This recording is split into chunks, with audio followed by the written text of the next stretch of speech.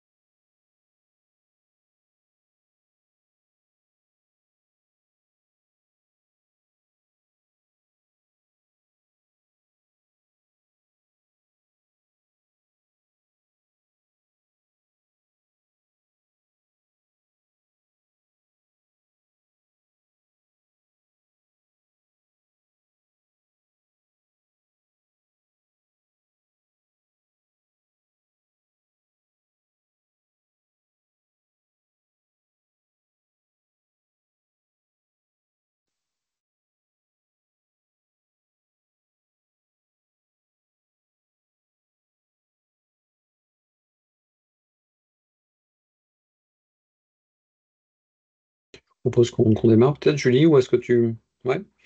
On peut y aller, oui, vas-y. Euh, ouais. Eh bien, écoutez, bonjour à vous. Bonjour à vous et bienvenue pour cette édition de webinaire sur l'Europe, Europe et au-delà. Donc, l'Europe in a nutshell. L'intérêt pour nous, c'est de vous apporter de l'information digérée sur l'Europe pour vous aider à mieux comprendre cet écosystème qui peut paraître un peu complexe des fois, mais qui est en tout cas très, très riche d'opportunités pour l'innovation. Et donc, c'est un webinaire conjoint qu'on a organisé avec donc Agri-Sud-Ouest Valorial et puis différents intervenants des bureaux des régions à Bruxelles. Je me présente rapidement, moi, je suis Nicolas Nguyente, je suis directeur Europe chez Agri-Sud-Ouest Innovation et je suis accompagné de... Oui, bonjour à tous. Je suis Adrienne Gentil, responsable Europe et internationale au sein de Valorial, donc le pôle plus dans l'ouest de la France. Et ce webinaire a été organisé avec l'appui précieux de Julie Lefrère, qui est chargée de dynamique réseau chez Agri-Sud-Ouest Innovation. Donc je parlais des deux pôles Agri-Sud-Ouest Innovation et Valorial, donc deux pôles de compétitivité. On se présente volontiers au niveau européen de façon conjointe, avec cette idée de cluster augmenté. C'est-à-dire que finalement, à nos deux pôles, ben, vous voyez qu'on représente, on représente près de 800 adhérents pardon, vraiment de l'amont à l'aval sur la filière agro. On couvre 5 régions.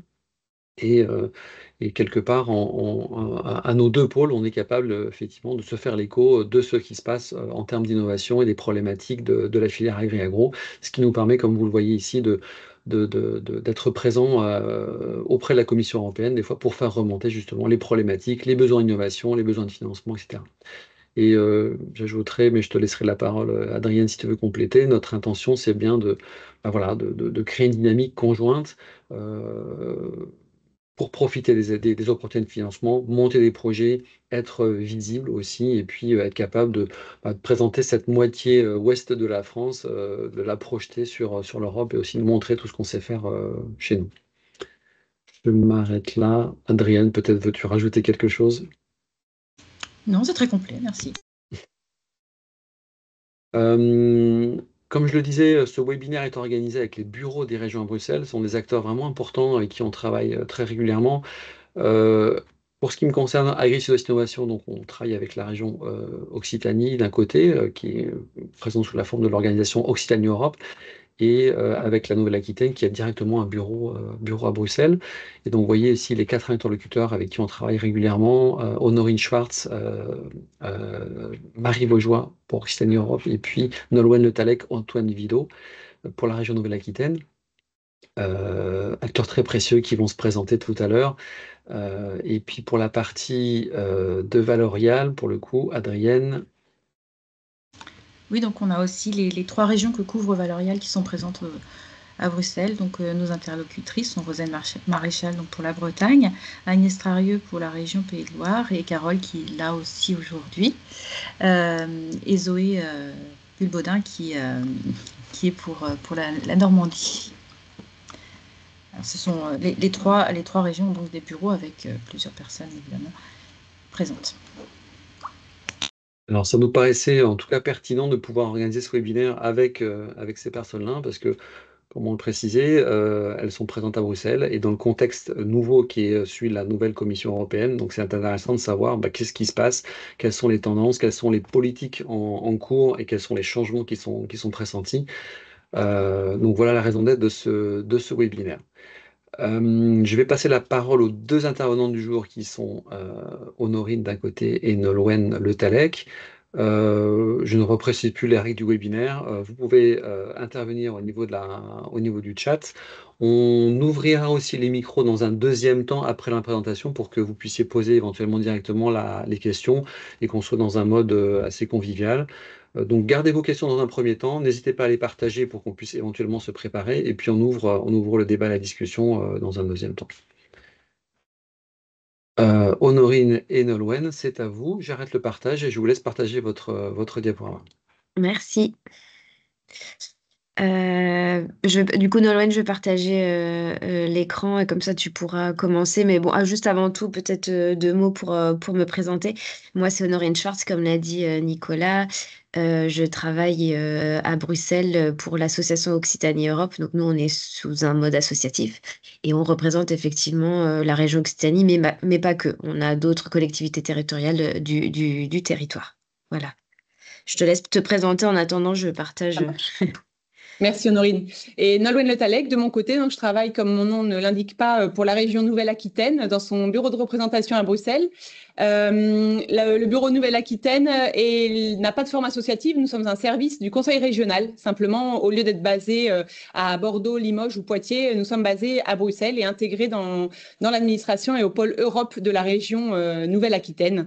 Mais vous verrez qu'au final, les missions et les formes de représentation, enfin les missions sont les mêmes pour les régions françaises, quelles qu'elles soient, et quelle que soit la manière dont elles sont représentées. Je vois que la présentation avance, donc je vais commencer.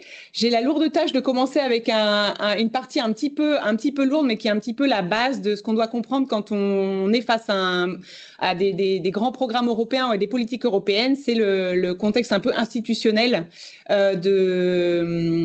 de l'Union européenne. C'est important de le comprendre pour ensuite pouvoir intervenir, ce que disait Nicolas, à la fois sur des programmes, se faire connaître, trouver les bons interlocuteurs et puis ensuite évidemment déposer des projets et participer à des projets européens. Le plus important à comprendre en fait, et ce qu'il faudrait retenir dans la manière dont fonctionne l'Union européenne, c'est que c'est la Commission européenne qui a le droit d'initiative et qui propose les textes. Donc que ce soit des grands textes législatifs comme la directive cadre sur l'eau, que ce soit des grands textes, des règlements sur les programmes de recherche et d'innovation comme Horizon Europe, c'est la Commission européenne qui met le texte sur la table. Évidemment, l'Union européenne reste une union d'États membres, donc elle s'assure quand même d'avoir le soutien d'un minimum d'États membres avant de le mettre sur la table et elle tient compte des orientations du Conseil européen qui regroupe les chefs d'État et de gouvernement. Donc la Commission met les textes sur la table et ensuite démarre ce qu'on appelle la codécision à Bruxelles. Donc d'un côté le Parlement et de l'autre le Conseil, donc notamment les ministres, vont discuter sur les textes mis sur la table par la Commission et trouver un accord. Donc soit en l'amendant beaucoup, en le rejetant, voire c'est ce qui s'est passé sur les pesticides l'année dernière. Et au bout du compte, on arrive à un texte qui va être voté par ces deux instances, le Parlement et le Conseil, et qui va ensuite être mis en œuvre et déployé par les États membres sous le regard de la Commission qui surveille aussi l'intérêt communautaire, la manière dont ces textes sont mis en œuvre sur les territoires. Évidemment, en fonction de directives ou de règlements, il y a une petite différence. Quand on parle de règlements, c'est qu'ils sont applicables directement dans les États membres. Quand on parle de directives, c'est que les États membres s'en emparent et les transposent dans leur législation propre. Donc ça peut arriver, les textes européens arrivent ensuite sur nos territoires par des biais un petit peu différents. Pour revenir par exemple sur le texte sur les pesticides proposé l'année dernière par la Commission, il s'agissait d'un règlement, donc d'imposer le même texte à l'ensemble des États membres et non d'une directive comme elle existe actuellement. Donc la Commission européenne représente l'intérêt général de l'Union européenne. Bon, il s'ensuit c'est écrit dans les traités européens, elle s'assure du respect des traités européens. Propose donc les textes. C'est toujours important de le savoir quand on entend dire que la Commission impose telle ou telle chose. Alors c'est vrai pour certains sujets restreints, mais comme le commerce international, les accords de commerce. Donc on en parle beaucoup en France en ce moment. C'est elle qui gère le texte et qui est le maître du texte. Mais par contre, pour le reste des textes, quand on entend dire que c'est la Commission qui impose, c'est pas tout à fait vrai. C'est des textes qui ont été négociés entre les parlementaires européens. Donc là, en l'occurrence, le nouveau Parlement qui a été élu lors des élections de juin dernier, et les États membres, nos ministres, qui ont négocié ces textes et vu passer ces textes. Évidemment, ce sont des textes après sur lesquels il faut se mettre d'accord à 27 États membres, donc ça ne représente pas forcément 100% de ce que défend notre ministre ou 100% de ce que défendent des députés des partis. Mais voilà, c'est le fruit d'un compromis. C'est le règne du compromis, beaucoup à Bruxelles, qui est difficilement moins compris, je pense, souvent en France, mais qui est le maître mot ici à Bruxelles. On peut passer, Honorine. Vous me dites si je vais trop vite. J'essaye pour être sûre d'avoir du temps. La grande actualité, et on est en plein dedans, de la Commission européenne, c'est que vous avez entendu parler de l'élection de sa présidente, la réélection d'Ursula von der Leyen, donc l'Allemande, à la tête de la Commission. Elle a proposé en septembre dernier des commissaires pour constituer son collège de commissaires. Donc, elle a proposé 26 commissaires qui ont été, elle les a proposés pas par hasard, c'est des noms qui ont été proposés par les États membres, par leur propre État membre. Donc, je vais commencer par la fin, mais par exemple pour la France, je peux maintenant parler au présent puisque ces commissaires-là ont été proposés par les États membres, adoubés par von der Leyen et devaient passer ensuite une audition au Parlement européen qui devait se mettre d'accord, dire oui ou non. En général, le Parlement européen rejette 1 ou 2 commissaires, histoire de montrer un petit peu son pouvoir. Il se trouve suite aux dernières élections européennes et à la manière maintenant dont les députés sont... aux nouveaux équilibres politiques au sein du Parlement européen, ça a été très compliqué. Et plutôt que et par crainte de faire tout exploser et de prendre du retard aussi dans le processus, et ensuite... Il y a eu beaucoup de négociations entre les partis politiques, les groupes politiques au sein du Parlement. Bref, la commission proposée par von der Leyen a été acceptée hier par la plénière du Parlement européen sans modification majeure. Je crois comprendre qu'il y a encore une petite incertitude sur le portefeuille du commissaire hongrois à la santé. Si j'ai bien compris, mais voilà, donc c'est tout frais. Nous pouvons maintenant parler des commissaires qui vont rentrer en fonction au 1er décembre, donc la semaine prochaine, dont le commissaire français Stéphane Séjourné, qui nous intéresse particulièrement pour aujourd'hui, puisqu'il aura, alors que je ne me trompe pas, voilà, il est nommé vice-président exécutif chargé de la prospérité et de la stratégie industrielle.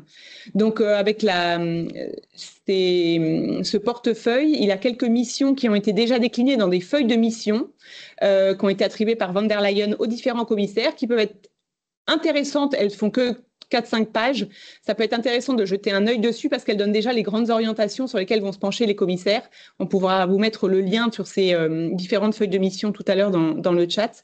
C'est intéressant de regarder un petit peu. Donc pour Stéphane Séjourné, par exemple, ce qui peut nous intéresser, c'est la mise en œuvre d'impact pour une industrie propre, la mise en œuvre aussi pour le post-2027, puisqu'à Bruxelles, on est déjà beaucoup tous tournés sur les futures politiques européennes, les futurs financements européens post-2027, puisque les financements actuels courent jusqu'en 2026, fin 2026. Il aura la charge de décliner un fonds européen pour la compétitivité. C'est encore un peu flou, mais ça peut impacter notamment les programmes comme Horizon Europe dans la manière dont ils sont déclinés et mis en œuvre actuellement. Un portefeuille aussi, il s'appuiera sur Ekaterina Zaharieva, la nouvelle commissaire à la recherche et à l'innovation et aux PME innovantes, la création d'un SMI, un competitiveness check, et s'attellera aussi à la création d'une nouvelle catégorie dite de petites ETI. Alors, on n'a pas beaucoup de détails à ce stade, mais on voit que c'est décliné dans les des fiches de mission des différents commissaires, qu'il y a quelques pistes qui arrivent sur la table et qui nous donnent les grandes orientations de cette future commission, avec une commissaire, donc juste au-dessus de Stéphane Séjourné, Madame Zaharieva, sur la R&I, qui s'attachera aussi beaucoup à la participation des PME et des startups dans son portefeuille, et un commissaire aussi à l'agriculture, Monsieur Christophe Hansen, qui lui a pour mission d'ici 100 jours de proposer une nouvelle vision pour l'agriculture qui posera un peu les fondements de la nouvelle politique agricole commune qui sera mise en œuvre après 2027. Évidemment, là, on ne cite pas tous les nouveaux commissaires, mais c'est intéressant de savoir que le commissaire à la santé, le hongrois, a aussi dans sa feuille de route la nécessité d'accélérer la mise en place, toute une politique sur les biocontrôles, les biosolutions. Un de ses gros portefeuilles sera aussi de travailler sur One Health, comme c'est le cas actuellement, mais de continuer à travailler là-dessus. Donc, il y a aussi un nouveau commissaire qui est nommé sur tout ce qui est défense. Et espace. Donc, c'est le commissaire Kubilius, et je m'excuse, j'ai oublié sa nationalité. Voilà, enfin, il y a tout un nouveau panel. Lituanien. Merci. Donc voilà, je trouve que ça peut être intéressant de regarder. Ces commissaires, alors ils sont soit commissaires, soit vice-présidents exécutifs de la Commission européenne. Par exemple, la commissaire à la recherche travaillera avec Stéphane Séjourné, qui est vice-président exécutif sur le fonds compétitivité, etc. Donc c'est important d'avoir juste ça en tête dans la structuration de la Commission européenne. On a la présidente, 6 vice-présidents exécutifs, puis des commissaires européens qui devront répondre du portefeuille des commissaires, des vice-présidents, pardon. On pourra revenir dessus si vous voulez, mais c'est pour vous donner un petit peu une idée de tout ça. En dessous de ces commissaires, donc là c'est un peu le volet politique, collège des commissaires d'Ursula von der Leyen, il y a des services qui sont structurés en direction générale. Donc là, par exemple, le commissaire à l'agriculture travaille, alors désolé, c'est l'ancienne photo là, du commissaire en haut de l'organigramme, mais avec une direction générale de l'agriculture. Et ça, c'est important pour notre boulot de tous les jours et nos liens avec nos pôles de compétitivité, c'est de repérer qui dans ces organigrammes travaille sur quel texte, à quel moment, et de pouvoir évidemment échanger avec eux sur les priorités de nos territoires, de nos entreprises, etc. Alors que ce soit pour un règlement, pour des financements, mais aussi pour des règlements, évidemment, des textes législatifs qui peuvent nous concerner.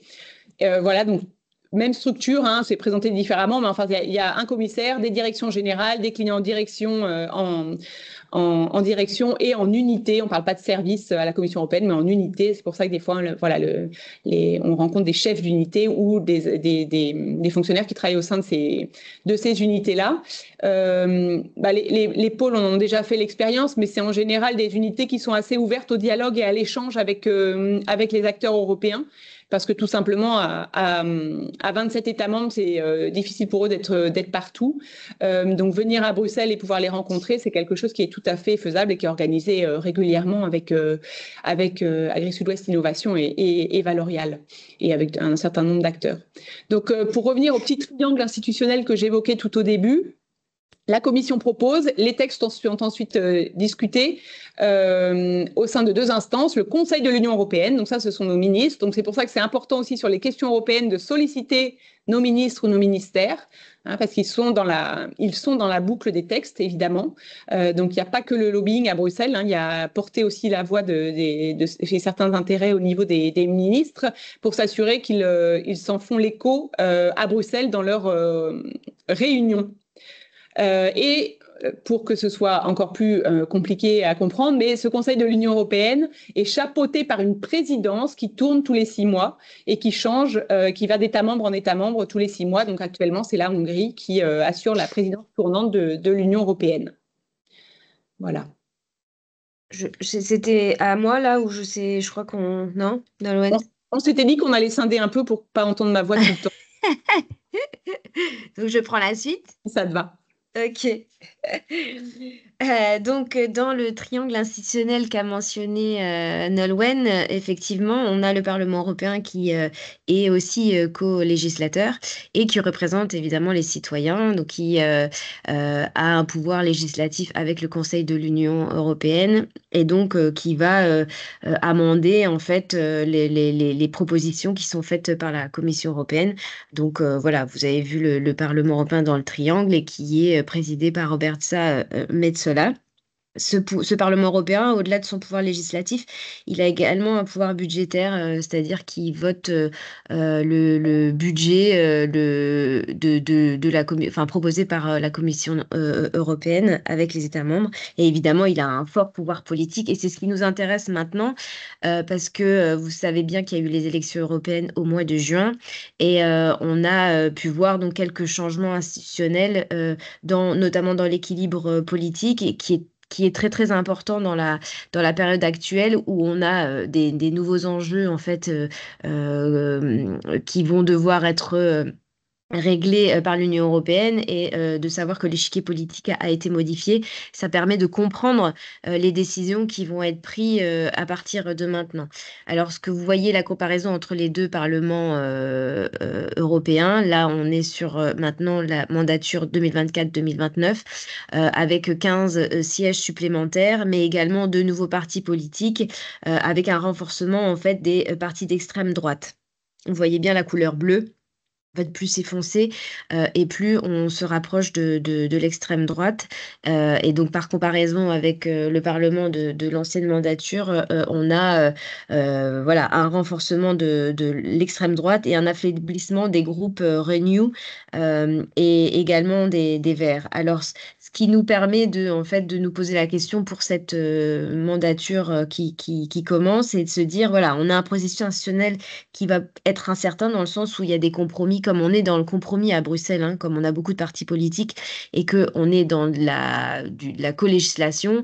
Pour pouvoir faire passer les textes, on est obligé de faire des compromis. Les compromis, là, seront certainement un peu incertains dans le sens où ils vont devoir se faire avec les partis d'extrême droite. Et on ne sait pas encore, en fait, en fonction des dossiers qui seront sur la table, quels seront les compromis qui seront faits. Donc, ça rend un peu les choses, le processus, en tout cas, un petit peu incertain. Là, on vous a présenté les députés français au sein de ces groupes politiques. Encore une fois, on a un renforcement par rapport à la précédente mandature des partis d'extrême, enfin de la présence de Français en fait dans les partis d'extrême droite. Comme vous voyez, aujourd'hui, on a 81 sièges pour les Français. Et donc, avec une grande partie là en bleu marine, voilà, 30 sièges qui sont alloués aux partis d'extrême droite avec ce nouveau parti qui sont les Patriotes pour l'Europe et qui rassemble notamment le Rassemblement national. Donc, même par rapport à cette présence française, ça peut être compliqué parce que pour nous à Bruxelles, qui travaillons évidemment avec les différentes institutions européennes, ça va rendre notre travail ici compliqué dans le sens où voilà, nos territoires, on essaie en fait de représenter nos territoires et donc on va plutôt travailler en fait avec des partis politiques républicains et du coup d'avoir moins de présence française dans les partis républicains, ça peut rendre notre travail un peu plus compliqué à Bruxelles.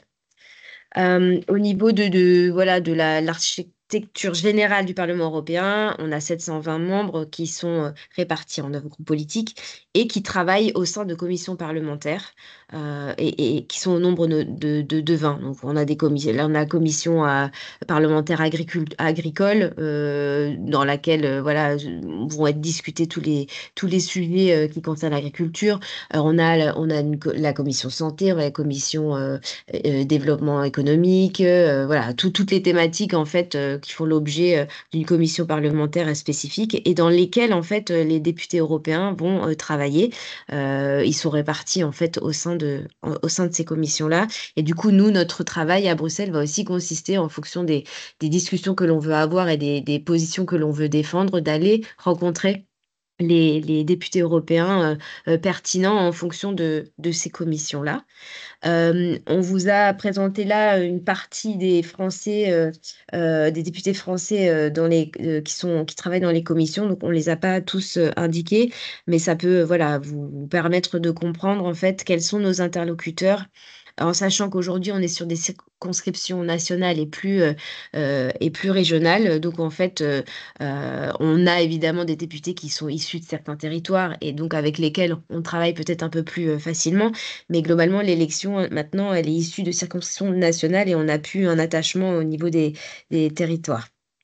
Donc voilà, ça permet aussi de voir quels sont les Français qui seront pertinents en fait à aller contacter si jamais voilà, on veut défendre une position sur la PAC. On va aller voir nos interlocuteurs à la commission Agri. Sur des sujets cohésion, ça va être la commission Régie. Voilà, c'est un peu une espèce de trombinoscope qui nous est utile dans notre travail quotidien à Oui, Bruxelles.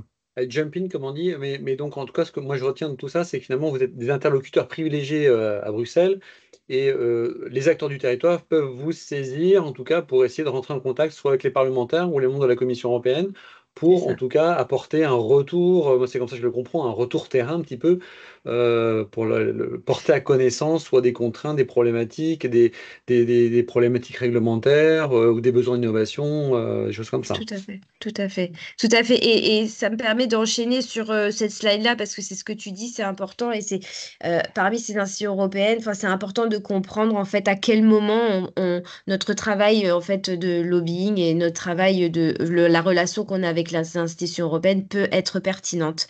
Vous voyez là en fait c'est les étapes en fait du processus législatif.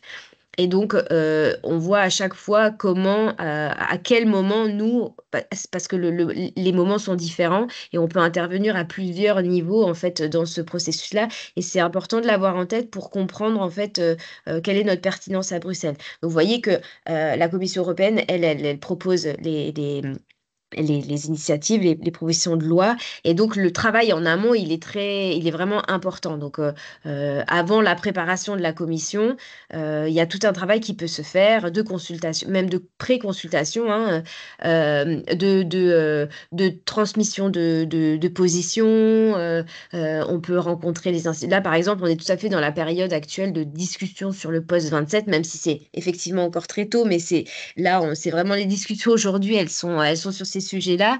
Et comme il n'y a pas encore de proposition sur la table, en fait, c'est vraiment les moments là où il faut commencer à se positionner, à venir à Bruxelles, rencontrer les législateurs pour faire part en fait de certaines positions. Une fois que la commission elle a préparé, elle a préparé sa proposition, elle va faire des consultations publiques où là, bah, voilà, tous les acteurs, toutes les parties prenantes en fait vont pouvoir en fait transmettre leur position pour participer entre guillemets à ce processus législatif. Donc les consultations publiques, c'est vraiment une étape obligatoire dans le processus législatif européen. Une fois que que les consultations sont prises en compte, alors la Commission va faire sa proposition de règlement ou de directive. Et à ce moment-là, il va y avoir des négociations entre les deux co-législateurs, comme on l'a dit. À ce moment-là, c'est pertinent pour nous, encore acteurs à Bruxelles, d'aller travailler avec le Parlement européen, avec la représentation permanente de la France qui représente notre État membre, avec le comité des régions et le comité économique, social et européen, d'aller travailler sur des positions et des amendements qu'on voudrait faire passer dans ce processus de négociation. Parce qu'une fois que les négociations sont terminées, alors les législations doivent être mises en œuvre et alors on a un peu moins voilà, les marges de manœuvre sont vraiment limitées. Donc vraiment le travail doit vraiment se faire le plus en amont possible pour avoir en fait, sa position qui est prise en compte. Ça, c'est vraiment le processus important à avoir en tête. Vous, ça c'est vraiment le côté contexte institutionnel. Vous êtes bien davantage intéressé évidemment par les financements européens que délivre la Commission européenne. Donc là, c'était juste pour vous faire un petit point rapide sur le fait que nous, à Bruxelles, on gère plutôt, enfin en tout cas on suit plutôt les fonds, ce qu'on appelle les fonds sectoriels qui sont gérés directement par la Commission européenne, sur lesquels, voilà, vous allez être mobilisés, tels que l'ancien COSME, Programme pour le marché unique, Horizon Europe, etc. Alors que tous les fonds structurels, donc que sont le FEDER, le FEADER, le FEAMPA, le FSE, sont des fonds structurels, des fonds européens d'investissement et structurels qui sont en fait gérés par les États ou par les autorités de gestion que sont les régions. Donc nous, à Bruxelles, on les suit un peu moins. Enfin, évidemment, on suit la négociation de ces sujets-là, mais on ne suit pas leur mise en œuvre, en tout cas la sortie des appels à provision, etc. Nous, on est vraiment sur les fonds sectoriels. Là, on vous a mis quelques programmes phares de ces programmes-là qui sont gérés par la Commission européenne directement.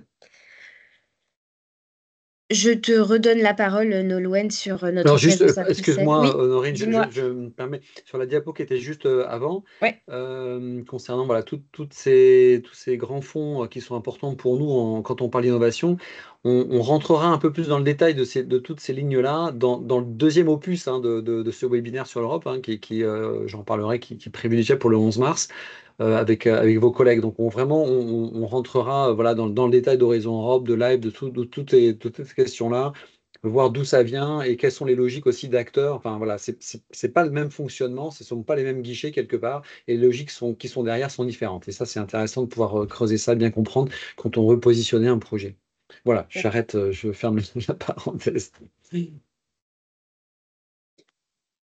Voilà, donc je reprends la parole pour rappeler un petit peu le pourquoi et le comment des bureaux régionaux à Bruxelles, la façon dont ils travaillent. Évidemment, on n'est pas les seuls à Bruxelles, hein. Il y a tout un écosystème de représentation d'intérêts, qui soit de territoire, industriels, d'ONG, etc. Donc ça fourmille évidemment à Bruxelles.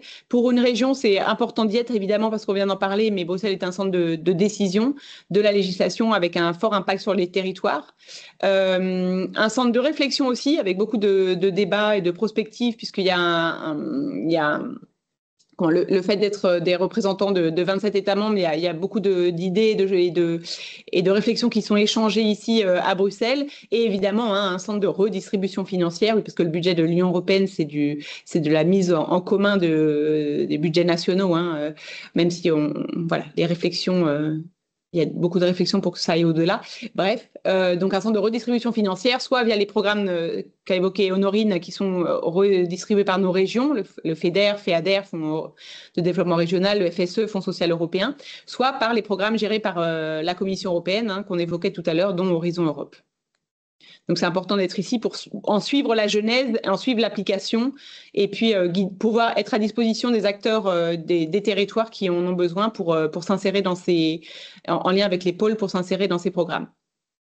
On n'est pas les seuls à Bruxelles, donc l'ensemble des régions européennes est représenté à Bruxelles. Alors là, la photo, elle est assez symptomatique, hein. Évidemment, les structures diffèrent en fonction du contexte institutionnel propre à chaque État. Donc ici, vous avez en photo la représentation de la Bavière à Bruxelles, qui est évidemment un État dans l'État, hein, avec les pouvoirs que peuvent avoir les Länder allemands et dont ne se revendiquent pas encore les régions françaises. Mais les Länder allemands, évidemment, ont des compétences très, très pointues et en lien directement avec certaines politiques européennes et sont des véritables petites ambassades ici à Bruxelles. Donc, c'est important aussi pour nous de travailler avec d'autres régions européennes. On n'en a pas parlé, mais la logique de réseau et d'arriver à Bruxelles pour défendre une politique ou un dossier à plusieurs et si possible de plusieurs États membres est assez capitale quand on peut. Donc, on travaille beaucoup avec d'autres régions européennes et on est en lien avec d'autres bureaux régionaux européens. Mais toutes les régions françaises métropolitaines et ultramarines d'ailleurs sont présentes ici. On a évoqué les différentes formes de représentation, que ce soit sous forme associative ou des émanations directes de conseils régionaux. Nous sommes tous représentés. Et nos activités rejoignent ce qui a été dit, hein, donc je vais pas trop m'éterniser là-dessus, hein, mais c'est représenter la région, mais aussi ses acteurs si besoin auprès des institutions et organes européens, accompagner les acteurs institutionnels ou opérateurs socio-économiques dans leur démarche européenne, Donc, il y a appui au montage de projet, mais il y a aussi appui dans la mise en œuvre, sur les textes législatifs aussi, qui peuvent impacter les acteurs régionaux. Et puis informer, c'est la base de notre travail, et assurer une veille sur les politiques et programmes européens, en essayant évidemment, la clé, c'est d'être le plus en amont possible des réflexions. On rejoint la boucle que vous a présentée Honorine, mais plus on est en amont, on intervient en amont sur les réflexions, et plus on peut être à même d'influencer aussi les textes européens. Et notre travail au quotidien, c'est de développer, le fait d'être à Bruxelles, c'est de pouvoir développer des contacts directs avec les décideurs et interlocuteurs bruxellois, de pouvoir leur faire remonter les priorités et spécificités de nos territoires. Mais ça, on le fait en général pas tout seul. C'est pour ça c'est important de travailler avec l'ensemble des acteurs du territoire en lien avec la région, mais pour apporter de la force aussi aux argumentaires. Et puis dans tout ce qui est veille, c'est trier, analyser. Et ce qui me semble le plus important, c'est rendre opérationnel, c'est presque traduire en langage intelligible ce qui est fait à Bruxelles pour que ce soit bien compris dans les territoires, et puis essayer de voir si ces informations-là peuvent avoir un impact sur les territoires. Contribuer à la visibilité des politiques et programmes européens aussi sur les territoires. On peut être amené à intervenir en région, bien sûr, à disposition pour faire ce genre de présentation comme on le fait aujourd'hui.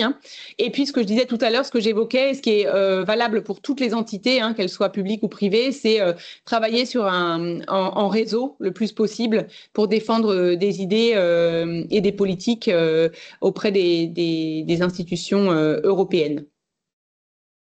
Je laisserai ensuite la parole à Carole, mais là c'est pour l'exemple avec Valorial, là sur le type d'échange qu'on a avec Agri-Sud-Ouest Innovation en particulier, ça décline ce qui a été dit avant, c'est une veille ciblée sur les filières prioritaires, sur la politique européenne en faveur des clusters, sur les programmes européens, sur l'avenir de ces programmes européens aussi, puisqu'ils vont être amenés à évoluer, l'introduction sur des réseaux, etc. Enfin là maintenant, pour les pôles comme Agri-Sud-Ouest Innovation et Valorial, ils sont déjà très très bien introduits dans les sphères européennes. Donc, et l'accueil de délégations à Bruxelles, c'est pas à sous-estimer non plus. On peut être amené à accueillir régulièrement des délégations d'acteurs de nos régions à Bruxelles. On met des salles à disposition quand c'est possible, et puis on peut les accompagner aussi dans leur démarche bruxelloise, et c'est ce qu'on fait en général aussi avec nos pôles de compétitivité en région.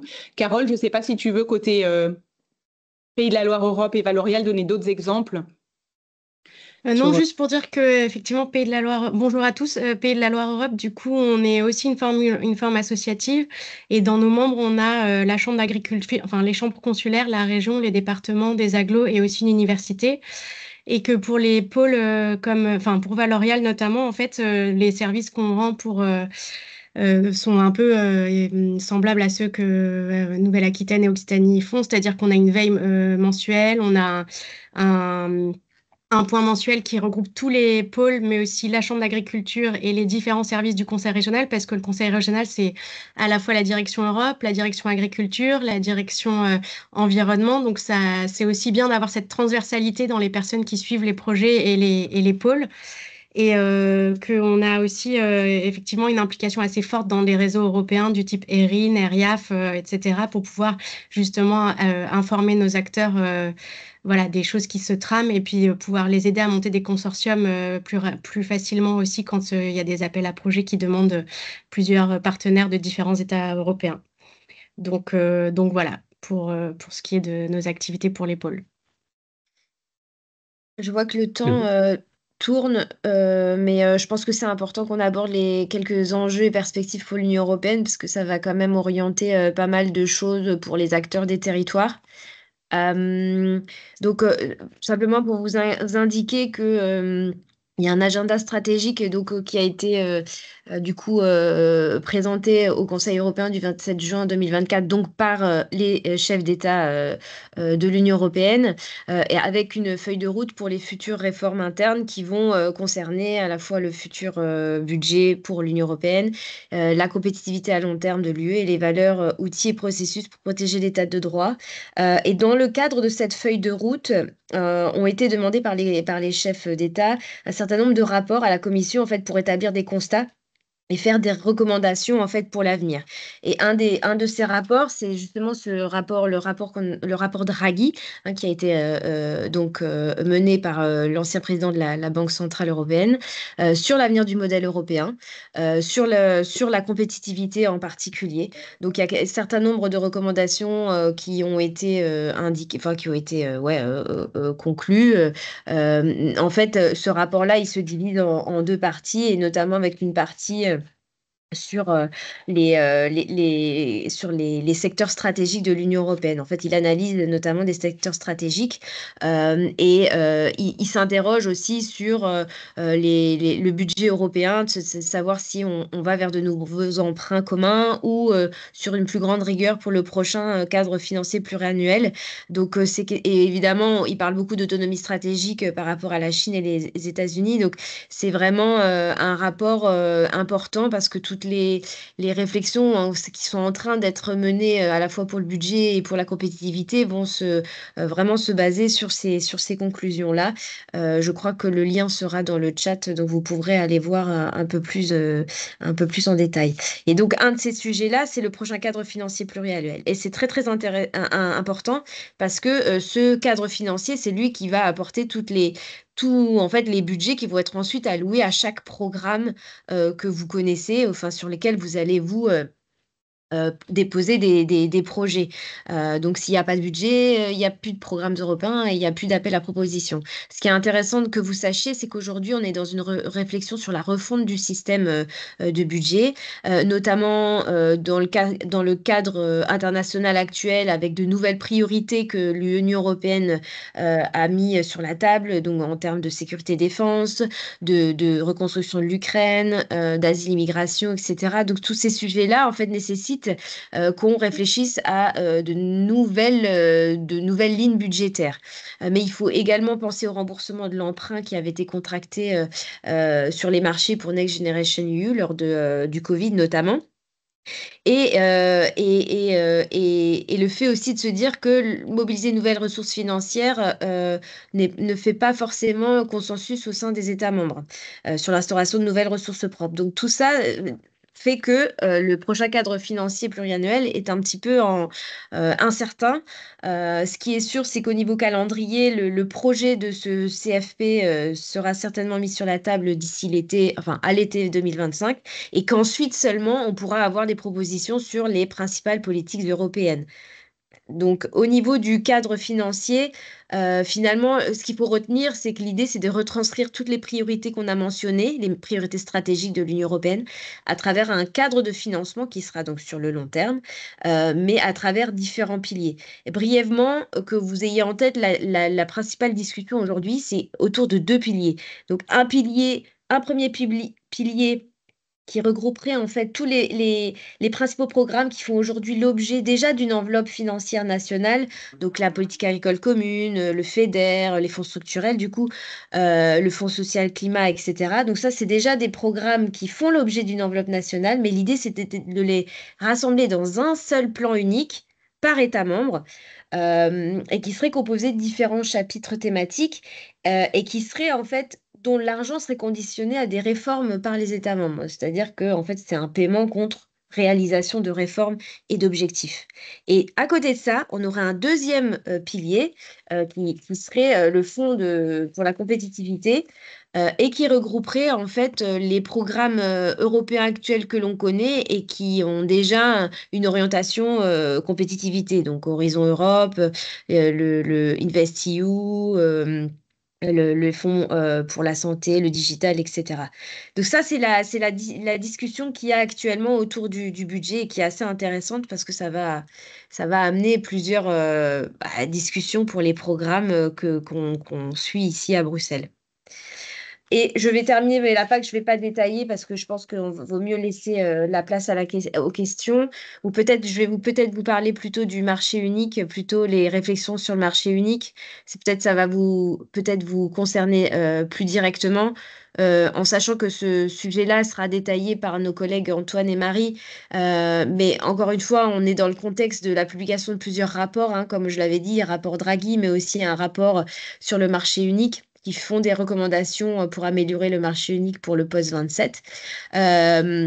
Et donc, tous ces rapports-là, en fait, essaient de dresser des constats et des recommandations pour améliorer notamment la recherche et l'innovation et le marché unique. Donc, ça, c'est des réflexions qui sont introduites dans ces rapports-là, notamment une 5e liberté pour la recherche et l'innovation, à l'instar des libertés qu'on a, la liberté de circulation, la liberté des biens et des services, etc. Là, il y a l'idée de proposer une 5e liberté pour faciliter la recherche et l'innovation. On a aussi la demande d'un 28e régime pour alléger les règles qui pèsent aujourd'hui sur les entreprises, et notamment la demande d'un cadre commun européen pour les startups. Plus spécifiquement. Et également, peut-être vous parler une des recommandations du rapport Draghi, c'est l'union des investissements et de l'épargne, incluant les banques et les marchés de capitaux, parce que, comme on le sait aujourd'hui, il n'y a pas de marché unique sur les capitaux en Europe, ce qui rend impossible en fait de financer des startups en tout cas, qui deviennent un peu des licornes. Il n'y a pas de fiscalité commune, tout est cloisonné, et donc c'est vrai que c'est une des raisons qui font que beaucoup de startups partent aux États-Unis se faire financer, car c'est plus facile de se faire financer. Donc voilà, tous ces sujets-là et toutes ces réflexions-là, en fait, vont un peu orienter les budgets et les orientations pour les entreprises notamment. Et évidemment, il y a la question de l'élargissement de l'Union qui poseront des problèmes aussi, des problématiques de budget notamment. Je vais en terminer là pour laisser peut-être la place à la discussion, en sachant que normalement, vous aurez le PowerPoint, la présentation. Voilà. Il y avait évidemment une question sur le rapport Draghi, parce que très intéressant, évidemment, mais un peu trapu néanmoins. Je crois qu'il y a plus de 300 pages, ou peut-être 400 ou 500. Oui. Évidemment, est-ce qu'il y a une synthèse quelque part disponible? Est-ce qu'il y a une sorte de résumé à destination des décideurs? Enfin, il y a souvent cette forme-là. Je ne sais pas si ça te parle. Là, en l'état, il doit y avoir il y a un résumé sûrement dans le rapport. Généralement, il y a un summary, enfin, au début ou en conclusion. En fait, l'important peut-être, c'est de lire les conclusions si c'est un peu trop lourd, les conclusions du rapport. Après, ces rapports-là, ils sont très récents, hein, donc. Mais je ne sais pas s'il y a il y a une première page de contexte, de summary, et il y a sûrement les conclusions en fait, qui permettent de reprendre un peu les principes fondamentaux qui seront repris dans les discussions des négociations budgétaires notamment. Je m'engage un tout petit peu, mais je pense que, parce que la question de Simon, on va essayer de faire ce travail de digestion justement du document pour essayer d'en faire ressortir les principaux éléments. C'est quand même quelque chose d'assez structurant et super intéressant, donc on regarde ça de près. Autre question aussi pour lancer le débat. Donc on voit qu'il y a c'est donc commission von der Leyen 2 avec des nouveaux commissaires, avec peut-être des orientations aussi politiques qui ont peut-être un petit peu changé. En termes, voilà, est-ce que vous pouvez nous dire un peu qu'est-ce que ça va changer? Est-ce qu'on peut s'attendre à des changements importants par rapport à tout ce qui s'est fait en agriculture, par rapport à ce qui s'est fait en matière d'innovation aussi? Est-ce qu'il y a des choses qui vont disparaître complètement? Est-ce qu'il y a des nouveaux sujets qui vont revenir sur la table? Est-ce que vous pouvez nous dire quelque chose par rapport à ça? Oui, enfin, je me permets d'intervenir. Effectivement, c'est ce qu'on évoquait avant la réunion, hein, c'est que on voit bien dans les priorités politiques posées par la présidente de la commission pour son 2e mandat, que ce qui était le fil rouge, le fil vert de la dernière mandature, c'est-à-dire le pacte vert, passe au second plan. Au profit de tout ce qui est compétitivité et innovation. Donc, alors là, à voir un peu comment ça va se traduire, mais c'est ce qu'on disait avec les nouveaux portefeuilles des commissaires, etc. Donc ça, on voit bien qu'il y a certaines initiatives qui n'avaient pas vu liées au pacte vert, qui n'avaient pas vu le jour sous la dernière mandature, comme le règlement sur les pesticides, qui est un exemple un peu phare. Il sera probablement pas remis mis sur la table ou pas de sitôt en tout cas. On attend de voir parce que là, les lettres de mission des commissaires sont encore assez larges. Maintenant, ça va se décliner dans un programme de travail. La Commission elle publie chaque année, en fin d'année, un programme de travail de la Commission européenne. Donc, c'est toujours intéressant aussi de jeter un œil là-dessus parce qu'elle montre les textes sur lesquels elle va travailler. C'est mis dans un tableau, donc on peut un petit peu anticiper. C'est assez intéressant. Donc voilà, fil rouge, compétitivité. On voit apparaître aussi. Alors, le commissaire à l'agriculture a un nouvel intitulé. C'était agriculture et développement rural. Ça devient agriculture et alimentation. Ceci dit, on voit pas beaucoup voilà, par exemple, c'est un titre, mais on voit pas beaucoup. La direction générale de l'agriculture reste telle qu'elle est, donc on sait pas trop ce que ça va inclure en plus ou en moins. Enfin, voilà, on a quelques interrogations aussi nous ici, pour voir un petit peu sur quel axe sa mandature va s'orienter plus précisément. On a une commissaire à l'environnement qui a aussi dans son portefeuille l'économie circulaire et l'eau. Donc l'eau sera là aussi un dossier important de la Commission dans les 5 ans à venir, sachant qu'il n'y a pas de volonté de réviser la directive cadre sur l'eau, mais plutôt d'avoir au niveau européen une réflexion un peu stratégique sur l'utilisation de l'eau. Mais ça va concerner beaucoup. On va s'y pencher sérieusement. On avait dit quoi? Bon, j'ai cité déjà les biocontrôles, les biosolutions, mais on espère que là aussi il va y avoir des avancées avec les États membres sur cette question-là pour que ça aille qu'on mette l'accent et que la recherche et la mise en œuvre des biocontrôles et biosolutions soit accélérée un petit peu. Ça, c'est assez stratégique et c'est plutôt identifié. On voit aussi, lié au contexte de guerre en Ukraine, mais un nouveau commissaire sur la défense et le spatial. Donc là, il va y avoir aussi un accent mis sur aussi les PME dans ces secteurs-là. Donc voilà. Bon, désolé, ça fait un peu. Tu vas parler du One Health aussi, c'est ça? Le One Health, alors c'est déjà dans le portefeuille de la future ex-commissaire à la santé, mais ça reste aussi un axe intéressant. Je sais que les États membres comme la France ou l'Espagne ont réclamé plus des initiatives plus poussées sur tout ce qui est stratégie de vaccination au niveau de la Commission européenne. Pour l'instant, ils ont plutôt trouvé porte close. Mais je pense que tout ce qui est santé animale, ça va devoir, ils vont aussi renforcer ce volet-là. Bon, le portefeuille je le disais au début, mais du commissaire hongrois est quand même un petit peu, à interroger un peu, notamment sur tout ce qui est, suite à la position de Viktor Orban pendant le Covid sur les vaccins et le fait que la Hongrie ait choisi les vaccins Sputnik là sur le Covid ça a fait scandale quand même et le commissaire est pas très clair sur sa position vis-à-vis de ça. Donc c'est encore un petit peu le petit caillou dans la chaussure là pour l'instant d'Ursula von der Leyen sur sa commission qui va se mettre en place au 1er décembre. En tout cas, ce qui est sûr, c'est que là, on est vraiment sur tout ce qui est compétitivité, concurrence, autonomie stratégique, etc. C'est vraiment des points essentiels pour la prochaine période de programmation. Toutes les discussions qui sont en cours sont vraiment liées à des secteurs stratégiques en fait pour l'Union européenne. Donc c'est vrai que on se posait la question avec mes collègues, par exemple, là, dans la refonte du système budgétaire, par exemple, comme on voit 2 piliers, avec un pilier plus sur les fonds structurels, enfin les fonds qui font déjà l'objet d'une enveloppe nationale et les fonds compétitivité. Par exemple, tout ce qui est Erasmus+, les programmes CERV, tout ça qui sont plus des programmes un peu plus petits, qui traitent des sujets d'éducation, citoyenneté, tout ça, on se dit, bah oui, mais en fait, ces sujets, ils vont aller où, dans quel fonds, etc. On a vraiment un axe quand même, là, des discussions sur, voilà, comment on va renforcer notre autonomie stratégique et l'Union européenne en termes de compétitivité. Donc, ça va être beaucoup axé sur les enjeux industriels et économiques en fait de l'Union européenne, quoi, quand même.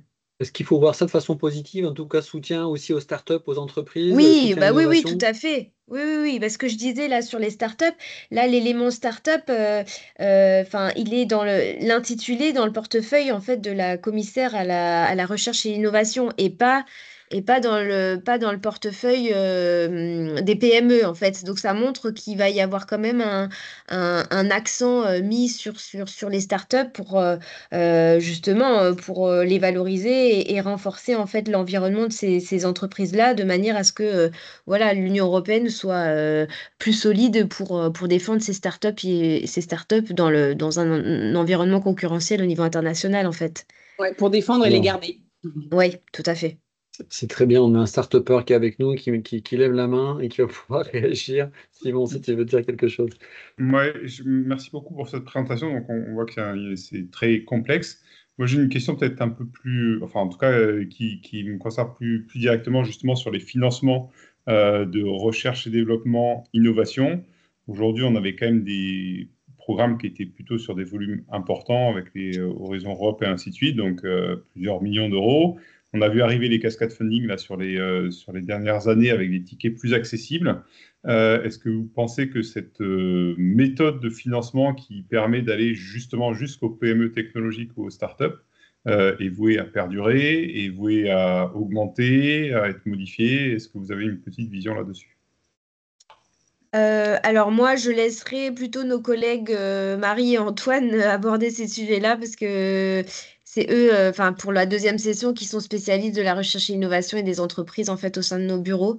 Moi, je pourrais pas m'avancer sur ces sujets-là. Je sais pas, Nolwenn, si toi tu as des éléments, mais en tout cas, moi, j'avoue que je ne m'avancerai pas sur ce qui est en perspective en discussion sur ces sujets-là. Mais le deuxième opus de ce webinaire sera un peu plus focalisé sur les financements européens qui vous concernent directement. Donc, vous pourrez parler à des spécialistes de ces... Ouais, ouais, mais c'est vrai que je vois mal comment ça pourrait être voué à Oui, disparaître. En tout cas, je ne pense pas que ce soit à l'ordre du jour. Alors, il va y avoir une énorme bataille. Ça va dépendre aussi du budget européen, hein, qui est assez contraint.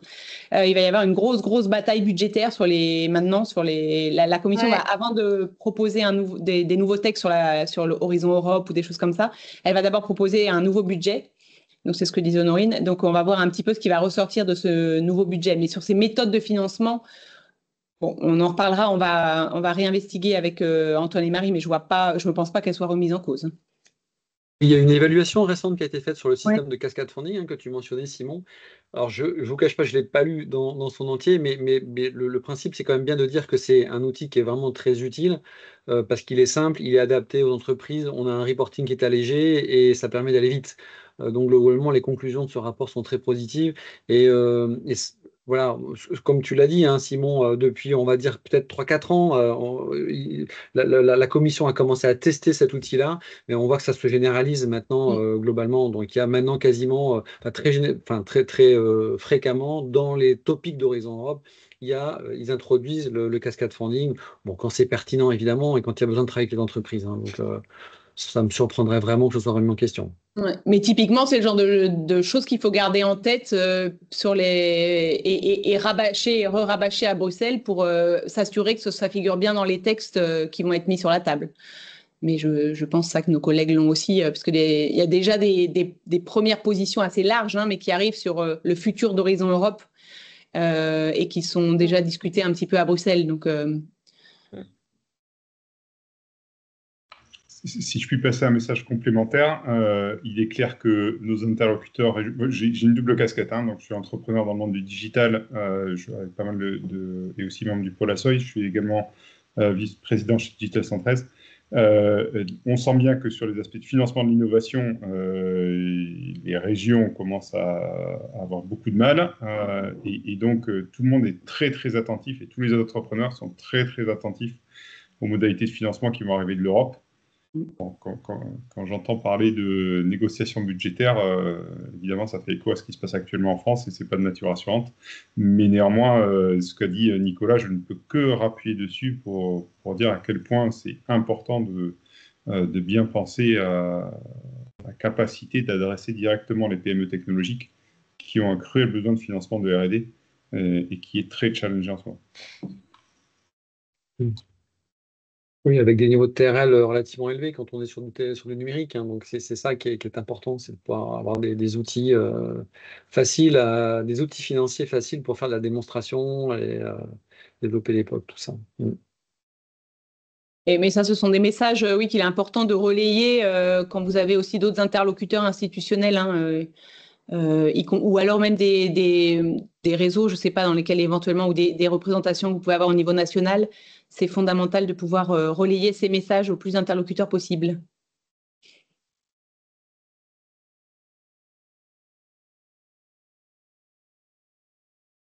Il y avait Peut-être, si je puis me permettre de compléter par rapport à ce futur programme de la recherche, le programme cadre, la 10e version, là, qui fera l'avenir de Horizon Europe, les régions françaises ont préparé une position des régions françaises pour contribuer à la réflexion sur ce futur programme et qui a été portée aussi par Régions de France et qui a été présentée dans le cadre de plusieurs réseaux.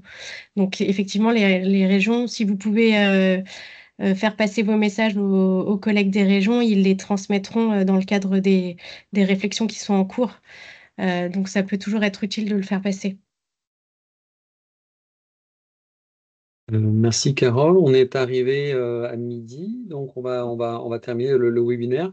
Juste pour clôturer, on en a fait un peu le teasing déjà, mais donc il y a un deuxième opus de ces webinaires avec les bureaux des régions à Bruxelles, qui sera vraiment dédié à la partie innovation, la partie financement, avec deux autres collègues Honorine et Nolwenn, vraiment spécialisés. Donc on regardera les différentes lignes de l'innovation, du soutien à la R&D innovation. On reparlera de cascade funding. Je vous retrouverai entre-temps le rapport sur l'évaluation de la commission sur le système de cascade funding.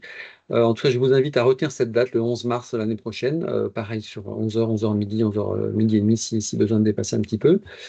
Et puis après, j'en profite aussi sur la partie européenne de notre côté. Donc, Julie a produit une synthèse très intéressante sur justement le budget européen et les différentes déclinaisons de ce budget, notamment sur la partie innovation. Donc n'hésitez pas à nous en faire la demande. Et puis par ailleurs, donc nous on est impliqué sur un Living Lab sur la santé des sols dans le cadre du projet européen Lias for Soil. Et le 12 décembre, avec Roman qui est là, donc on organise un webinaire de pré-lancement du Living Lab français sur le carbon farming, avec un événement aussi, le lancement du Living Lab en physique qui sera organisé en mars. Roman, du coup, je ne me rappelle plus la date qu'on a convenue, mais c'est au mois de mars et ce sera en Occitanie.